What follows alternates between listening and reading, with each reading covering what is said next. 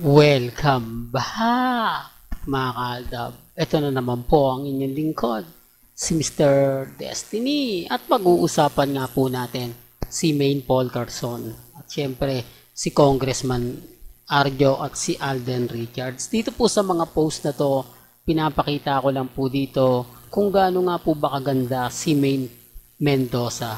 May kita nyo tong mga photos na to sa Instagram, sa Twitter, sa Facebook, at sa social media.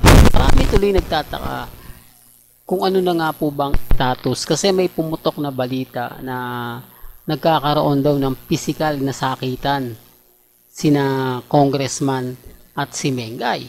Marami kasing mga post na kumakalat na may anak nga po raw ito kay Sure Ramirez. Remind ko lang po sa inyo, pumutok lang po yung issue na yan nung maglabas po ng post na malaki na o buntis na si Rhea Atayde. Ibig sabihin lang yan, para lang masabi na mayroon ng chikiting si Congressman, di po ba? O si Mr. Arjo. Kasi marami talagang nagre-react na hindi bading yan, hindi ganito ganyan. Hindi naman lingid sa inyong kaalaman, lalo na po sa mga followers ko, sa mga sumusubaybay po kay Mr. Destiny simula't simula pa lang. Yung issue po na bading, patagal na yan eh. Hindi po ba? Bakit nga po ba nauungkat yan? Bakit nga po ba pinag-uusapan? Kasi naunahan na po ng kasal. O naunahan na po kasi si Rhea Atayde na magbuntis.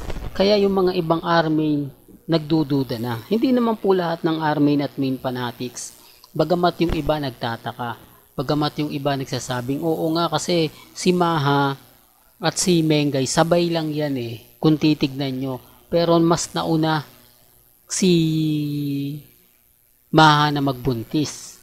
Hindi po ba?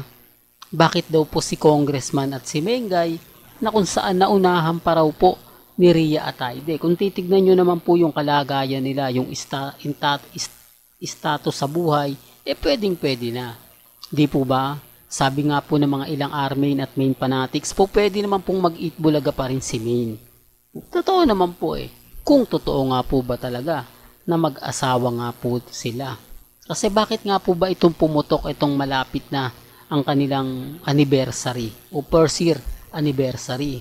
Bakit maraming naglalabasan na issue na kumbaga nagsisisi daw po ang pamilya Mendoza dahil sa ginawa po nila? Marami tuloy nagtatanong sa atin, maraming komento, pero lahat yon galit na galit. Sinasabi nilang ako lang daw po ang nagpapakalat. Kaya nga po yung mga post natin sa Facebook, pinapakita ko literal para malaman nila na hindi sa atin galing yan. Hindi tayo yung tipo na kumbaga para lang dumami ang mga subscriber, dumami yung followers, ay gumagawa. Remind ko lang po, lahat po kayo ng mga followers ko since 2015 lang yan hanggang 2019. Hindi po katulad ng mga ibang YouTube channel na naghahabol po ng mga followers. Naghahabol po ng maraming manonood, maraming titingin. Di po ba? Karamihan nga daw sa nasabi fake news, clickbait. Di po ba? Pero bakit hindi nga po ba nagre-react sila? Walang anunsyo na nilalabas. Walang anunsyo na pinapakita. Katulad nga po ngayon si Enchong D, di po ba? May bagong teleserye sa ABS-CBN. Alam nyo po ba yon? O yan, sinasabi nila, nako pinopromote mo. Gusto ko lang pong malaman ninyo kung sino nga po ba talaga madalas ang kasama. Hindi ko lang po kasi may post si Congressman Arjo at si Enchong D kasi kumbaga marami na naman magre-react, di po ba? Sasabihin nila, oh hindi mo naman yung content eh. Ako Aldab lang, di po ba? Marami pong Aldab Nation. Tuto ka lang Mr. Destiny, kina Mengay, kay Alden. Kapag kay Alden naman po kasi ang ina-update natin, syempre normal lang po na maididikit lagi yung pangalan ni Catherine. Marami pong fans ng kat din ang tuwan-tuwa. Di po ba? Kikita nyo po yung mga posts. Ang dami, kalat na kalat. Tapos kahit wala pa po sa ibang bansa si Alden Richards, sasabihin na nila nasa Canada. Po ba? Gayong nandito pa lang sa Pilipinas. Ganyan po sila ka-desperado.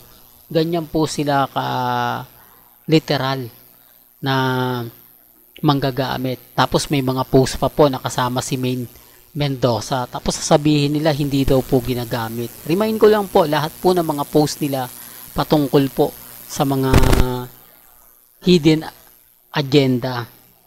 Kita nyong ABS-CBN, ang dami palang promotion. Ginagamit pa rin po nila si Alden at si Catherine. Samantalang ang Hello Love Goodbye o Hello Love Again sa November 13 pa. Bakit mas priority nila kaysa sa mga ipapalabas nga po sa mga TFC nila. Dahil nga po kapag tinignan mo o click mo yung website nila, doon ka pupunta. Makikita mo yung mga post nila na ipalalabas. Kaya nga sabi ko sa inyo, literal lang po talaga na ginagamit. Literal lang po talaga na kumbaga ginagawa po nila yan para lang po talaga makakuha ng simpatya. Tapos babalik ta rin po nila, sasabihin nila si Mr. Destiny yung may gawa. Si Mr. Destiny yung paasa. Gayong wala naman tayong pinopost ng ganun. Kinukuha lang natin yung mga update na kaganapang kila Main, kay Alden. Tulad ngayon, trending po si Mengay sa Twitter. O, ano ngayon na masasabi nila? Gayong angkat din, walang paramdam si Alden. Pagkatapos ng endorsement, alis agad siya. Saan nga po ba pumupunta? Tapos balita pa po yung Sofitel Hotel, kumbaga sarado muna.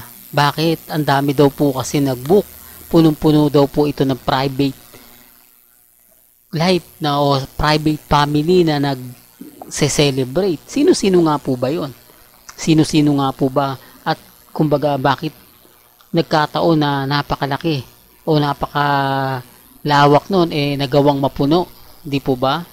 Doon pala mapapaisip na po kayo. Doon pala masasabi nyo na kung sino nga po ba talaga yung nagsasabi ng totoo at nagsasabi ng fake news. Kaya remind ko lang po sa mga galit na galit sa channel ko, sa mga inis na inis. Normal lang yan. Magalit po kayo na magalit. Dahil ang issue po kina Alden Richards, Main Mendoza, Congressman Arjo at kay Catherine lagi nating ibubulgar yan.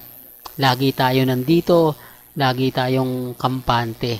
Basta sabihin naman po nila o hindi, basta si Mr. Destiny, hindi po tayo magdadalawang isip na magbigay ng mga totoong nagaganap at totoong nangyayari.